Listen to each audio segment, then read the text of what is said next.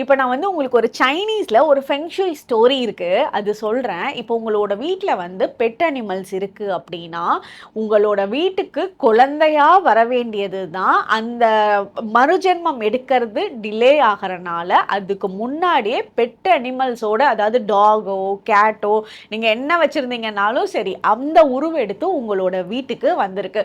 இது இப்படிதான் வரணுன்றது விதிக்கப்பட்டது. ஸோ உங்களோட குழந்தை மாதிரி அந்த பெட் அனிமல்ஸை வந்து நீங்கள் ட்ரீட் பண்ண உங்களோட வரக்கூடிய சந்ததியர்களோட லைஃப் வந்து ரொம்ப அருமையாக வந்து இவங்களோட இந்த பெட் அனிமல்ஸோட பிளெஸிங்ஸ் இவங்களோட மனசு ஹாப்பி ஆகிறப்போ இன்னும் அருமையாக உங்களோட வாழ்க்கையில் பல வளங்களை பார்க்கக்கூடியதாக வந்து ஃபெங்ஷுயில் வந்து சொல்கிறாங்க.